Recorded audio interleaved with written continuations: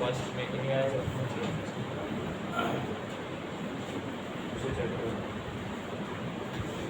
सारे में बोलना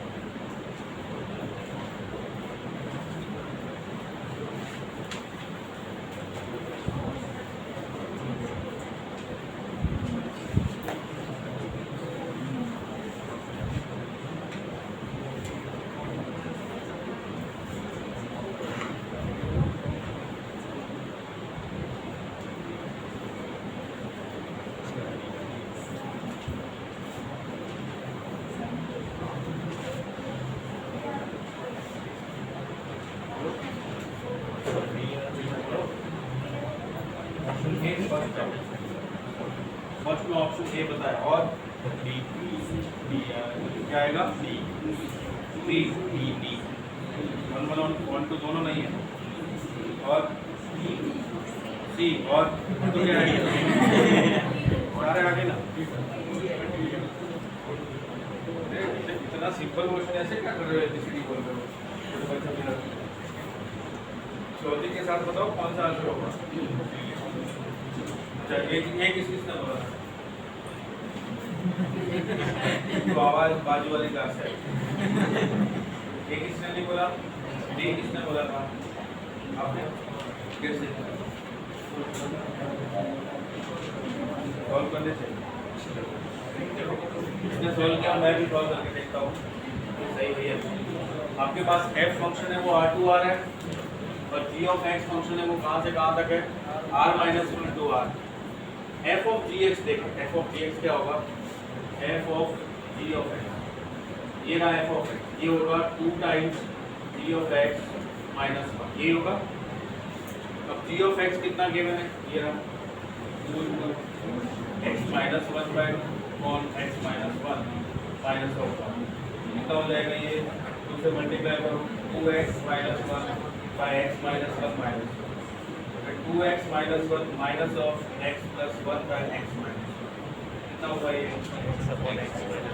ठीक है और कहाँ से कहाँ तक होगा g of x कहाँ से कहाँ तक है r minus 1 से r फिर ये r इसमें पुट होगा r2r तो ये फंक्शन बनेगा r minus 1 r ये बनेगा ये फंक्शन आ गया अब इसके अंदर इसका जो डोमेन है वो तो हमें पता है कि x 1 नहीं पुट कर सकते इसके अलावा कुछ भी पुट कर सकते बट रेंज कोडोमेन क्या है r अब रेंज चेक कर लेता हूँ अगर रेंज इसके इक्वल आई ठीक है इसका मतलब क्या होगा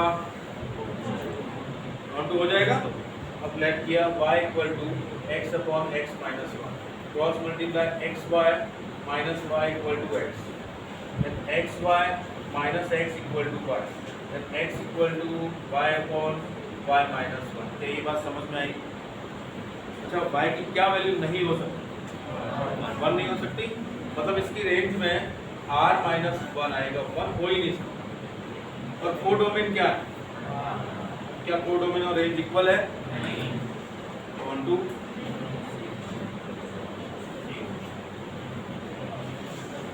क्या ये बात समझ आई किसी को डाउट आप में से किसी को डाउट है हाँ x1 x2 लेट करो ये रहा आपके पास function x1 upon x1 minus 1 x2 upon x2 minus 1 cross multiply करो x1 into x2 minus x1 equal to x1 x2 minus x2 ये दोनों कैंसिल हो गए minus x1 equal to minus x2 x1 equal to function is 1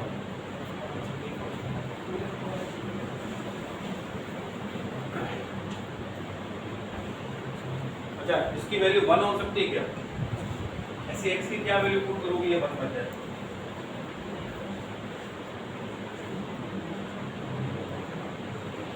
ऐसी कोई value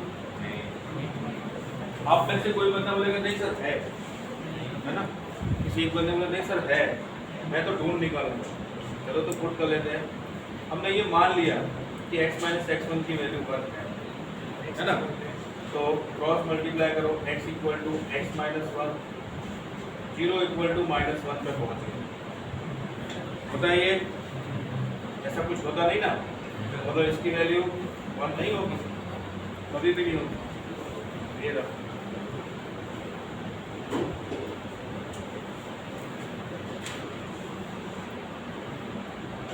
ये first question समझ गए आप लोग। आपसे अगर पूछा जाए तो आप सॉल्व कर लोगे, ऐसा ही नहीं इसमें कुछ चेंज करेंगे करके पूछेंगे ना, यही थोड़ी पूछेंगे।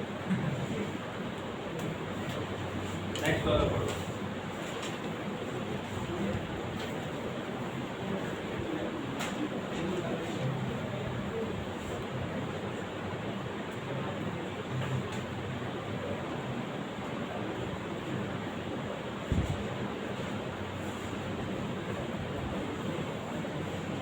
अब इसमें ABCD मत लो,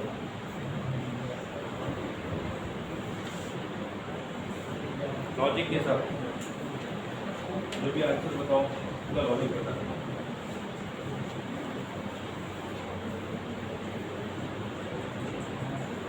आज मैंने लॉजिक में कुछ थियरम बताई थी आपको, ध्यान है?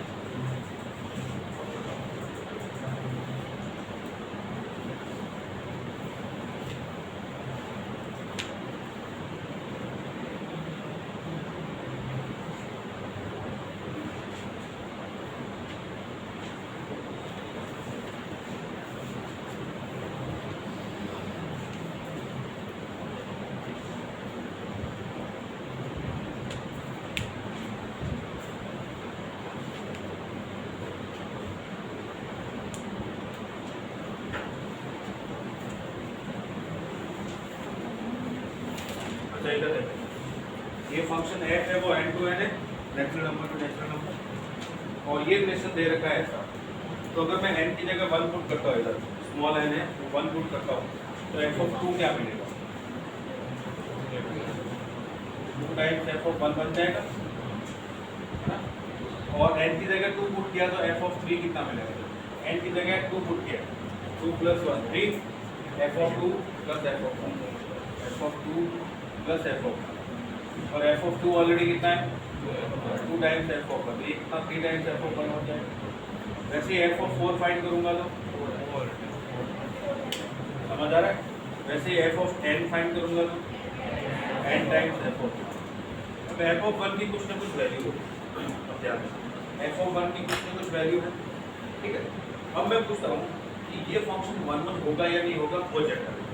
तो हमने लेट किया कि n1, n2 belongs to natural number, 2 element है, तो f(n1) किसके इक्वल? f(n2) के, तो इसके अकॉर्डिंग f(n1) क्या मिलेगा? n1 × f(1), और ये n2 × f(1). f(1) तो कांस्टेंट है, अब ये f(1) कैंसिल हो गया, n1 = n2। फंक्शन कैसा हुआ? f(n) कैसा है? 1 1 है। तो ये तो हो नहीं सकता, क्योंकि हमको पूछा है नॉट ट्रू, ये थर्ड वाला तो ट्रू है। अब दूसरे चेक करते हैं।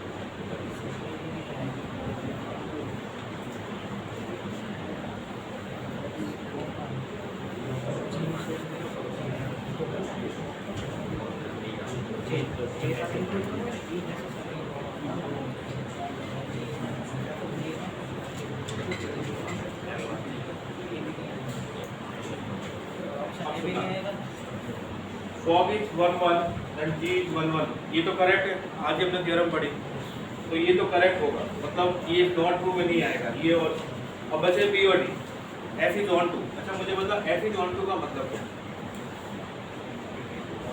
इसका मतलब क्या? For every natural number there are 3 images in n, मतलब समझ में आया? इस नेचुरल नंबर हर एलिमेंट के लिए कोई ना कोई प्री इमेज होगी, है ना? तो ये कब पॉसिबल है? जब f(1) की वैल्यू क्या हो? 1 हो। क्या ये बात समझ में आई? अगर f(1) की वैल्यू 1 नहीं होगी तो f(n) के अंदर पुट करो, देखो यहाँ पे मैं n की जगह 1 पुट कर रहा हूँ, f(1) हो जाएगा 1 × f(1). अगर ये 1 नहीं होगा तो आपको 1 कभी भी नहीं मिलेगा। ये कब मिलेगा? तो ये 1 1 into 1 कितना हुआ? 1। अब आप f of 2 पुट करो तो आपको क्या मिलेगा? 2। f of 3 पुट करो 3। f of 4 4। तो हर एलिमेंट की कोई ना कोई इमेज मिली ना, और हर n के इस नेचुरल नंबर की कोई ना कोई प्री इमेज मिली, तभी पॉसिबल है ना। तो मान लो अगर ये f of 1 की वैल्यू 2 है, मैंने बोला कि f of 1 की वैल्यू 2 है, तो जैसे आप 1 पुट करोगे तो आपको क्या मिलेगा? 2 मिलेगा। तो यहाँ पे जो 1 बैठा है उसकी प्री इमेज कहाँ है? आपको तो 2 मिल रहा है, 3 मिल रहा है, 4 मिल रहा है, 5 मिल रहा है, 1 तो मिल ही नहीं रहा, उसकी प्री इमेज है ही नहीं, तो ये 1 2 नहीं होगा। तो 1 2 होने के लिए जरूरी है कि f of 1 की वैल्यू क्या हो? 1। क्लियर है? ओके, बी और डी था ना। If f is 1 2 then f of n equal to n, बिल्कुल करेक्ट। f of n की वैल्यू क्या है? n टाइम्स f of 1, और f of 1 कितना होना चाहिए 1 2 होने के लिए? 1। तो f of n कितना हुआ? n। तो ये भी करेक्ट हो गया, बचा बचा नॉट करेक्ट। ठीक है, अब मैं ये मान के चलता हूँ कि आप लोगों को अपोजिट फंक्शन समझ में आ गए हैं। अब नेक्स्ट वाला आप ही करके बताओ।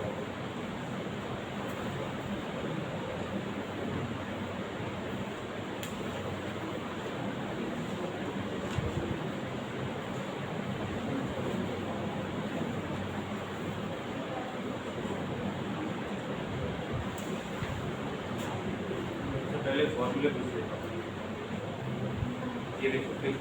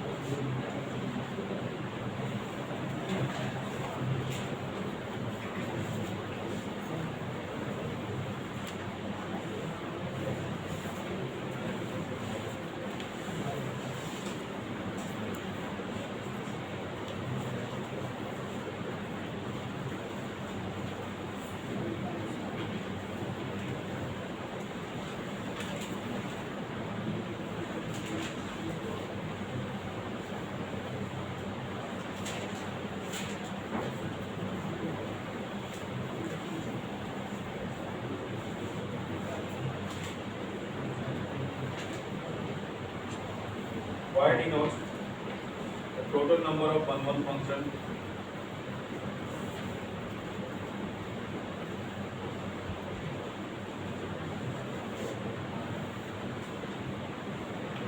from the set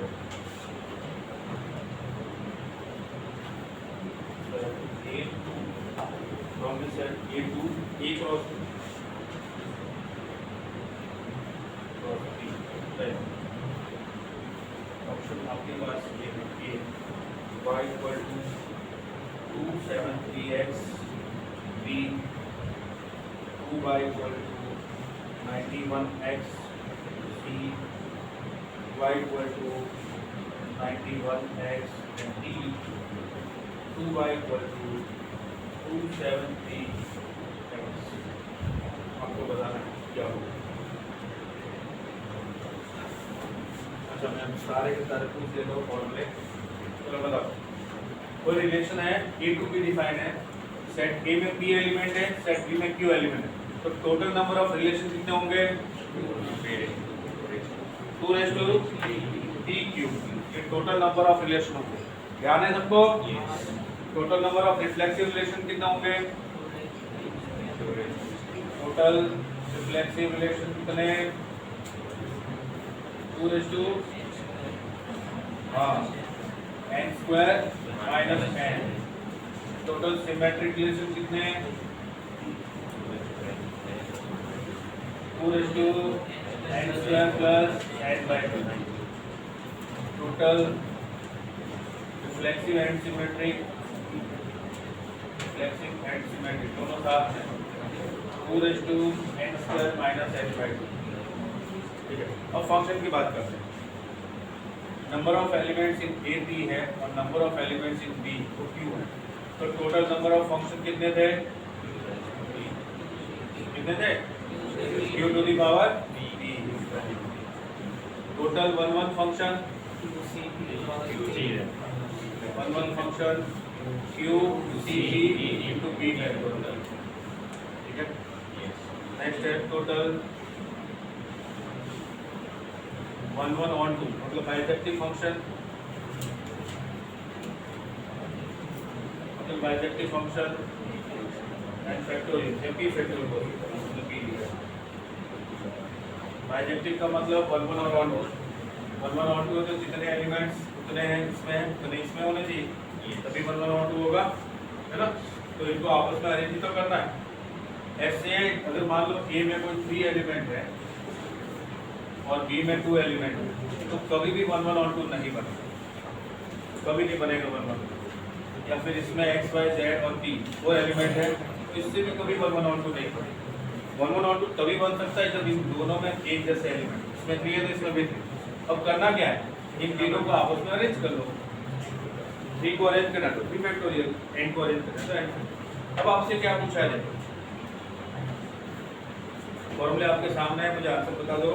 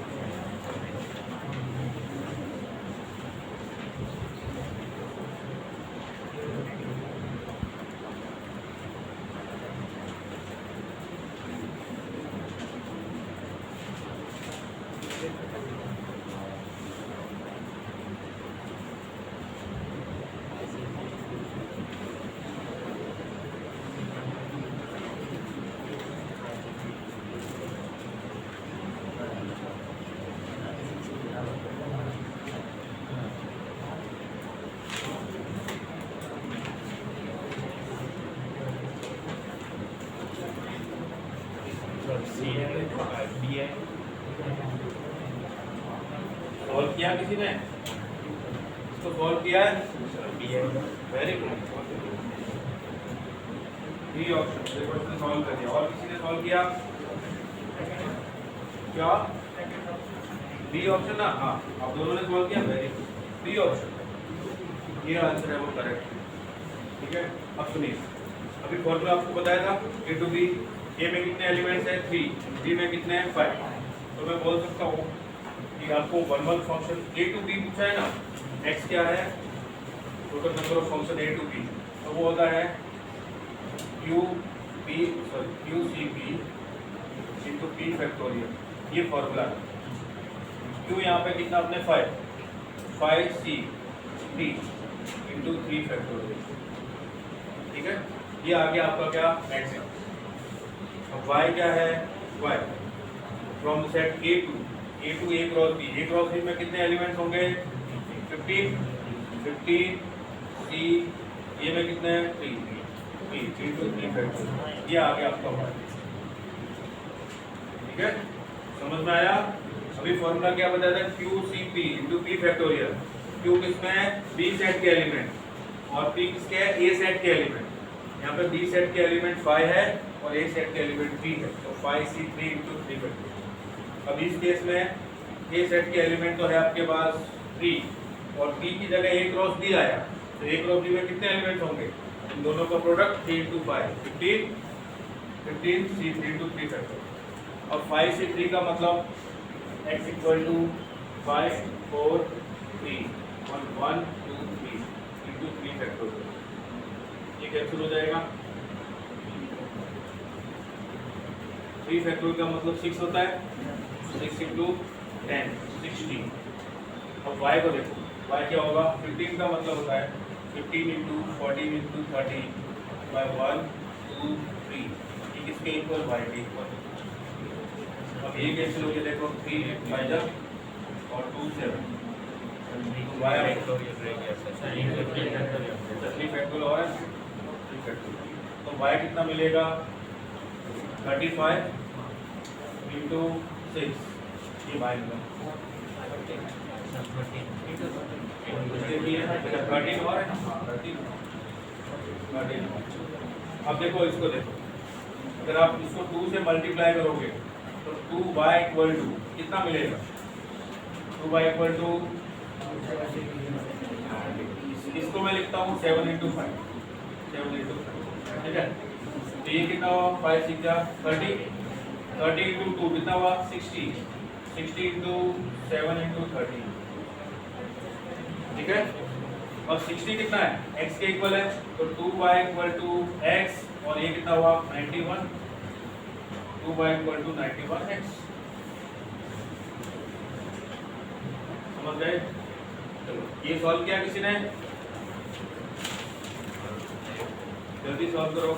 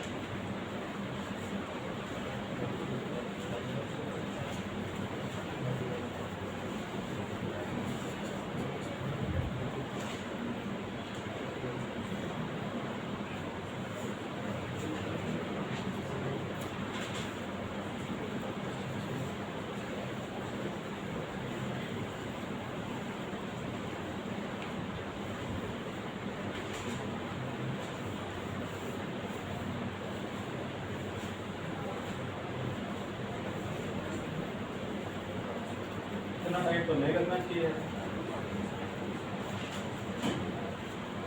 ट्राई कर रहे हो आप लोग? तो 2 मिनट और।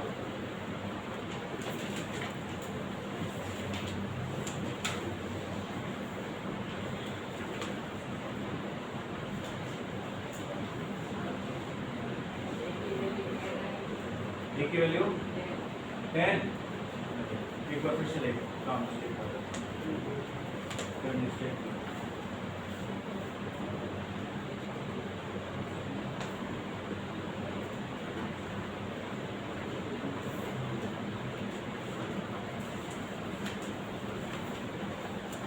आपको ये पता है एफ ऑफ एफ एक्स कैसे फाइंड करना है? ये पता है आप लोगों को? पता है? किसी को नहीं पता? अब मैं ऐसे पूछूंगा, ये पता नहीं है आप में से किसी को पता नहीं है? तो भी नहीं। मैंने बोला F of F x find करना, आप लोगों को पता कैसे फाइंड करना? तो कोई हाँ नहीं बोला। मैं बोला किसको पता नहीं है तो भी कोई हाँ नहीं बोला। एफ ऑफ एफ एक्स का मतलब क्या है? कि x की जगह एफ ऑफ एक्स पुट करना है, वही ना?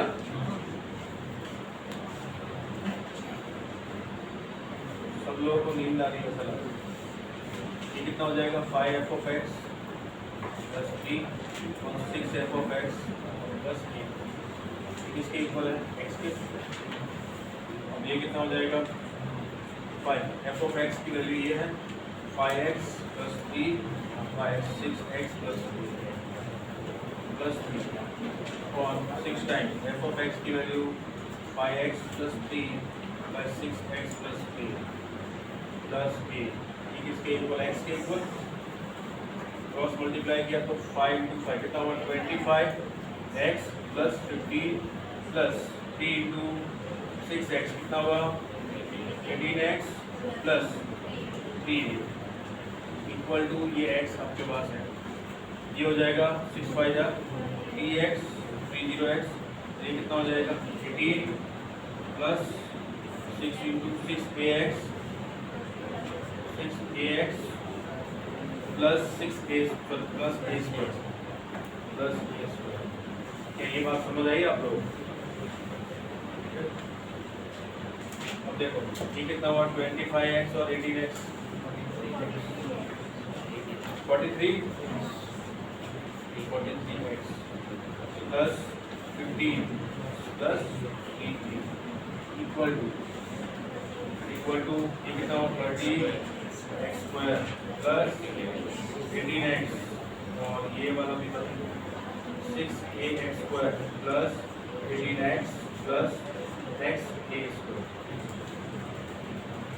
तो समझ में आ रहा है? x स्क्वायर वाले टर्म सॉरी वन साइड ये x स्क्वायर वाले टर्म ये है और क्या है? और कोई x स्क्वायर वाले टर्म ये है।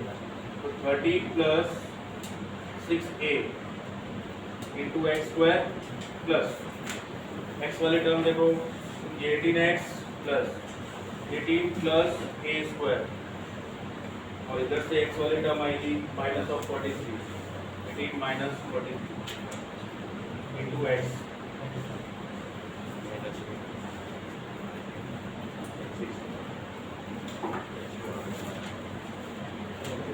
Plus constant term minus 15 minus 3 minus of 15 minus 3 ये किसके इक्वल? Equal to 0। क्या ये आपको समझ में आया है ना? अब देखो कंपेयर करो बोथ साइड। एक्स स्क्वायर का कोएफिशिएंट इधर एक्स स्क्वायर है राइट हैंड साइड में तो उसका कोएफिशिएंट क्या होना चाहिए? 0। तो 30 प्लस 6a ये 0 हो। इसका x का coefficient 18 plus a square minus 43 ये 0 हो। कांस्टेंट टर्म माइनस 15 माइनस 3 ये 0। ठीक है? तभी तो राइट हैंड साइड में 0 आएगा। अब बताओ ये कितना हुआ? a कितना? यहाँ a स्क्वायर इक्वल टू 25 होगा तो ये इक्वल टू प्लस माइनस इधर माइनस ऐसी कौन सी वैल्यू तीनों को सेटिस्फाई करेगी और इसका आंसर कितना?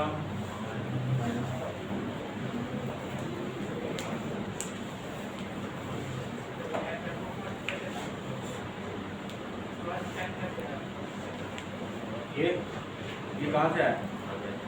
ये रहा ना एफ ऑफ एक्स, वाई मतलब f of x, y into f of x, y x है, ये ऐसे लिखा हुआ है।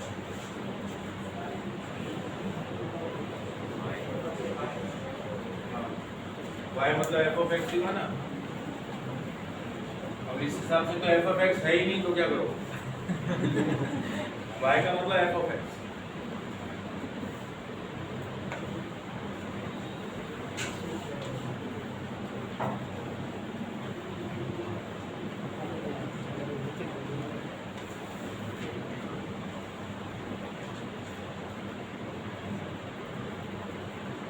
एक्सरसाइज 1.1 कर 1.2 कर चुके थे ना हम लोग। एनसीईआरटी एक्सरसाइज 1.2 हो गई थी, 1.1 हो गई थी रिलेशन वाली, और 1.2 थी 1.1 और 2.1 वो हो गई थी। अभी मंडे को करेंगे हम लोग 1.3 ऑपोजिट और रिवर्स। फिर आपकी एक बचेगी 1.4 बाइनरी ऑपोजिट।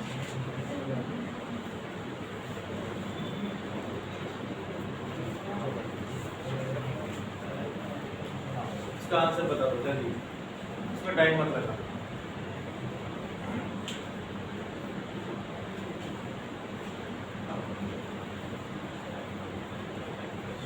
तो सिंपल सा क्वेश्चन है आपके सीरीज वाला, इसके अंदर लिमिट भी आ गई, सीरीज भी आ गई और फंक्शन भी आ गया।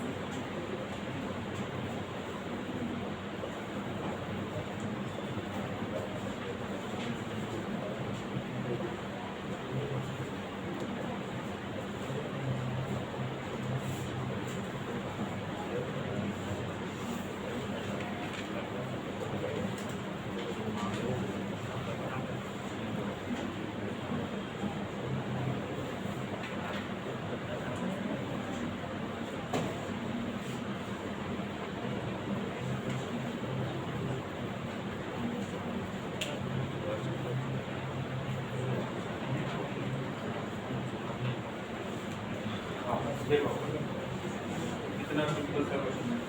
Limit of n tends to infinity 1 by n। अब देखो 1 plus f of 5 by n को क्या लिखूंगा? f ऑफ 5 बाय n को क्या लिखूंगा? हाँ 1 प्लस 5 बाय n ऐसा लिखूंगा ना, 1 plus 5 by n। f of 10 by n को 1 plus 10 by n। Next 1 plus 15 by n, इसी तरह से ये चलता रहेगा। तो लास्ट आएगा 1 plus 5 times n minus 1 by. ठीक है, अब मुझे बताओ ये 1 1 1 कितने टाइम्स आया होगा? ये टोटल टर्म कितनी है यहाँ से यहाँ तक? n माइनस 1 टर्म है ना। देखो 5 का मल्टीपल इधर 1 है, इधर 5 का मल्टीपल 2 है, अप टू n माइनस 1। 1 से n माइनस 1 कितनी टर्म हुई? n minus 1। तो यहाँ से n माइनस 1 आपको 1 मिलेंगे, और एक 1 ऑलरेडी है। टोटल कितने 1 हुए? n। तो मैं इसको n लिख दूँ, n लिख दूँ ना।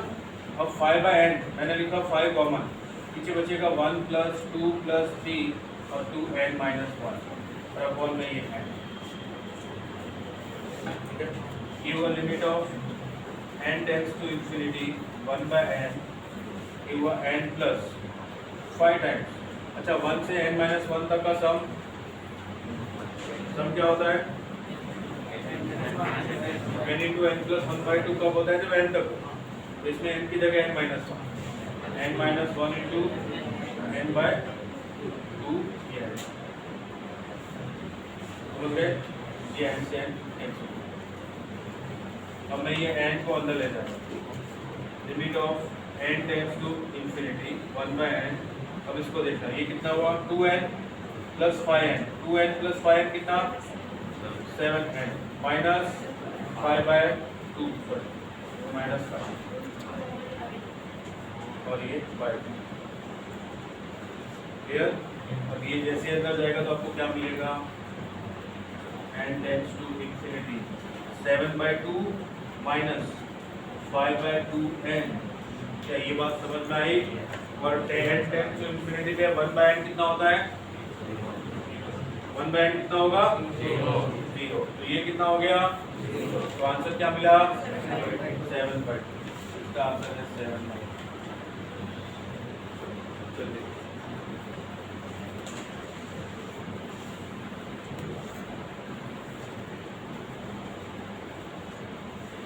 तो आप लोग क्वेश्चन सॉल्व नहीं कर पा रहे हो, प्रैक्टिस करो, प्रैक्टिस।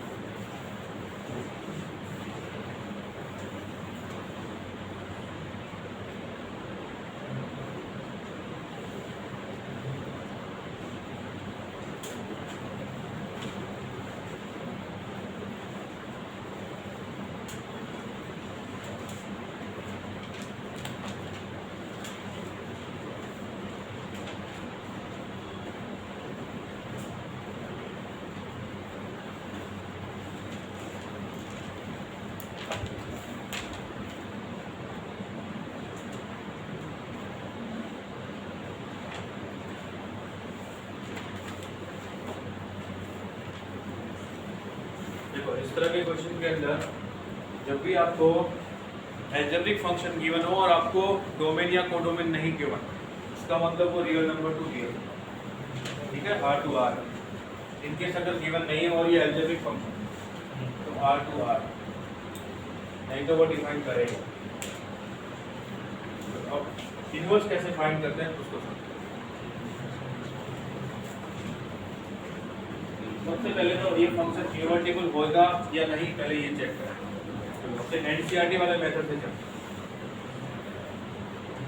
सबसे पहले तो इस फंक्शन को आपको ये प्रूव करना पड़ेगा कि ये बाइजेक्टिव है, ठीक है। तो आपने लेट के दो element x1, x2 belongs to R। क्या ये समझ आ रहा है आपको? फिर आप क्या करोगे, f of x1 equal to f of x2, ये हो जाएगा 2x1 plus 3 equal to 2x2 plus 3, then 2x1 equal to 2x2 and x1 equal to x2। आपने ये प्रूव कर दिया कि f of x is 1 1। क्या ये बात समझ में आई? अब हम ऑन टू फंक्शन प्रूव करेंगे। ऑन टू के लिए हम लोग लेट करेंगे, let y belongs to R, codomain. y कोई एलिमेंट है कोडोमेन का, तो y equal to 2x plus 3 मिलेगा आपको, then y minus 3 equal to 2x, then y minus 3 equal to x। तो आप इसको डिस्ट्रीब्यूट कर सकते हो। Therefore, for all y belongs to R, codomain,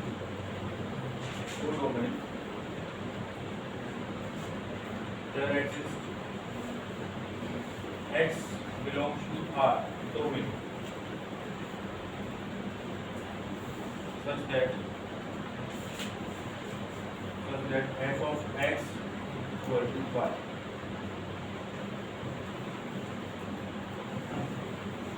समझ गए, है ना? यहाँ से y क्या पुट कर सकते हो, आप कुछ भी पुट कर सकते हो, y belongs to R। तो ऐसा बोल सकता हूँ कि range equal to codomain, range और कोडोमेन इक्वल हो। और दूसरी चीज मैंने ये बताई कि ये जो कोडोमेन है R, इसके हर एलिमेंट की कोई ना कोई प्री इमेज है, ठीक है। तो फंक्शन कैसा हो गया, ऑन टू। तो मैं ऐसा बोल सकता हूँ कि f of x is bijective function, bijective function, ठीक है। अब देखो y equal to f of x है, तो ना y equal to f of x है, तो x क्या होगा, एफ ऑफ इनवर्स y, है ना। अब आपने यहाँ पे x फाइंड कर लिया है, इसकी जगह मैं क्या लिखूंगा, एफ ऑफ इनवर्स y कितना मिलेगा, y माइनस 3/2। अब आपके पास दो फंक्शन है, एक तो फंक्शन है एफ ऑफ एक्स और दूसरा है एफ ऑफ इनवर्स y। अगर आपने ये पुट कर दिया एफ ऑफ इनवर्स y, इसकी वैल्यू अगर आपको y मिल गई तो ये इन्वर्टिबल फंक्शन हो जाएगा, ये दोनों एक दूसरे के इन्वर्स हो जाएंगे। या फिर F of inverse of F x put किया और आपको x मिला, मॉर्निंग बताया था आइडेंटिटी फंक्शन, x पुट करने पे x मिला, y पुट करने पे y मिला, तो ये दोनों एक दूसरे के इन्वर्स हो जाएंगे, तो आपको इन्वर्स फंक्शन मिल जाएगा। चलिए F of F inverse, F के अंदर मुझे क्या पुट करना है, एफ इनवर्स y।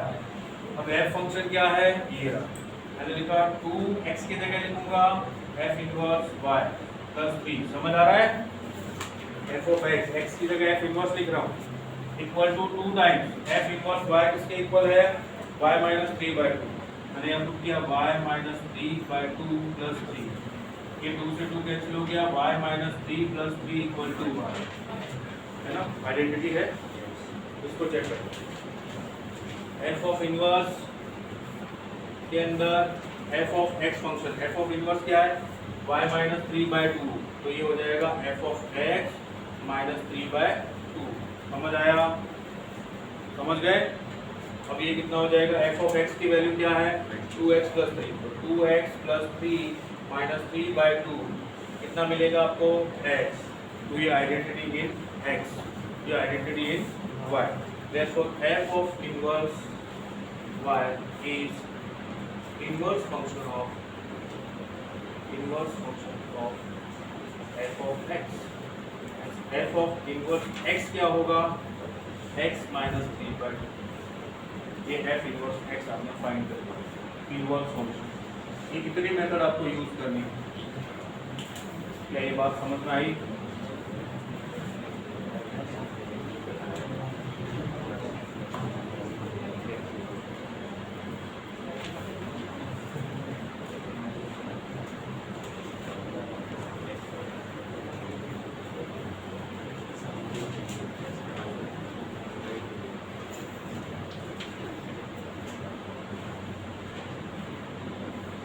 चलो एक क्वेश्चन मैं लिखता हूँ आपकी टेक्स्ट बुक का ही,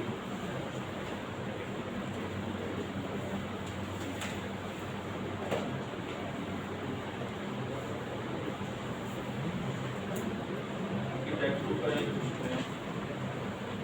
F of X equal to 4x square plus 12x plus 15, आपकी टेक्स्ट बुक का ही क्वेश्चन है। F of X equal to 4x square plus 12x plus 15, ठीक है, और ये फंक्शन डिफाइंड है natural number to real number. अब सुनना, ये है f such that n to s where s is range, ये रेंज। अब आपको फाइंड करना है invertible, find the inverse of f inverse आपको फाइंड करना है, ठीक है। अब ये क्वाड्रेटिक इक्वेशन है, ध्यान दो, पैराबोलिक कर्व होगा, पैराबोलिक कर्व कुछ इस तरह का होगा, तो सारी के सारी वैल्यू तो आएगी नहीं, है ना। जब सारी वैल्यू नहीं आएगी और ये बोल रहा है natural number to real number, negative value आएगी नहीं, तो ये ऑन टू होगा नहीं, तो इसका इन्वर्स पॉसिबल नहीं है। इसके लिए उन्होंने अलग से डिफाइन कर दिया कि फंक्शन है वो n टू s है, s का मतलब जो भी इसकी रेंज आएगी वो s है। तो अब रेंज और कोडोमेन इक्वल हो गए, अब आप इन्वर्स फाइंड करके बताओ। तो पहले तो आपको रेंज होगी, ठीक है, चलो बताओ रेंज क्या होगी।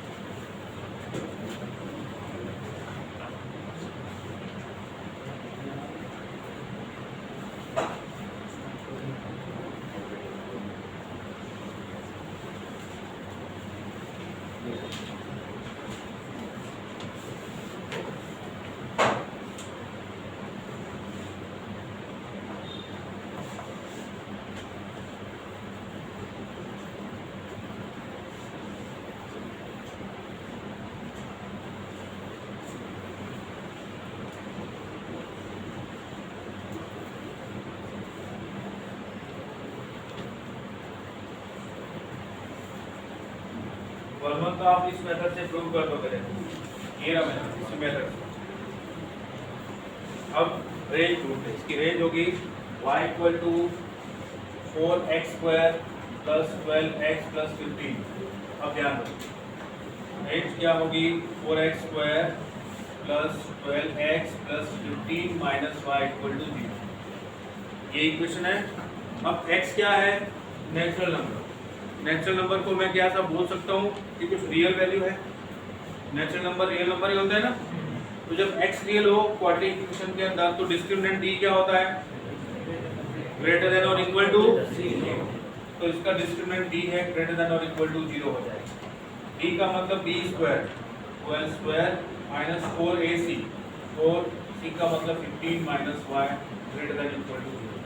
तो क्वाड्रेटिक इक्वेशन में इस तरह से हम रेंज फाइंड करते हैं। इक्वल टू y पुट करके क्वाड्रेटिक बनाया, फिर इसके डिस्क्रिमिनेंट को ग्रेटर देन और इक्वल टू 0 पुट करें। अब ये कितना हो गया, 44 का मतलब 12 स्क्वायर का मतलब 3 इंटू 4 इंटू 3 इंटू 4, ये होता है ना, minus 4 into 4 into 15 minus y greater than equal to 3।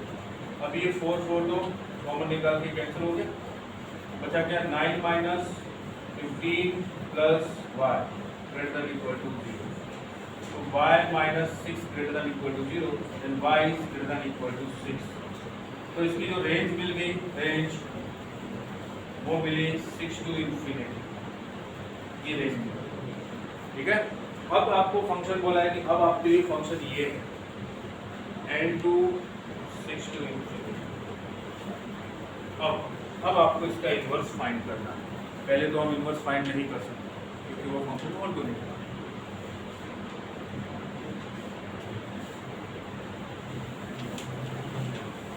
वहां से तेरे को आंसर मिलते।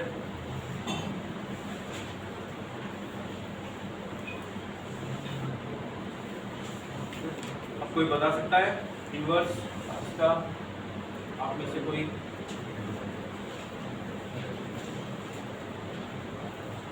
इन्वर्स क्या करूंगा, इक्वल टू y पुट करूंगा। इन्वर्स कैसे निकलता है अभी बताया था, उसको y पुट करो 4x square plus 12x plus 15, फिर यहाँ से x निकालो इन टर्म्स ऑफ y, ये हो जाएगा 4x square plus 12x plus 15 minus y equal to 0। तो x हो जाएगा minus of b plus minus square root of b square minus 4ac by 2a। ठीक है। तो x कितना हुआ minus 12 plus minus square root of, ये बताना, plus minus square root of 144 और ये 4, तो 16 इसमें भी और 16 इसमें भी है, तो 4 बाहर आ जाएगा। 4 बाहर, कितना इधर कितना बचा 9, इधर माइनस 15 प्लस 1 बाय 2 इंटू 4, ये 4 कैंसिल हो जाएगा तो इधर 3 बचेगा। x equal to minus 3 plus minus square root of y minus 6/2। अब मुझे बताओ कि मैं प्लस वाला लूंगा या माइनस वाला x, या दोनों लेंगे ना, क्या दिक्कत है, बेचारों को क्यों भेदभाव करना है। इधर भी तो नजर डालो,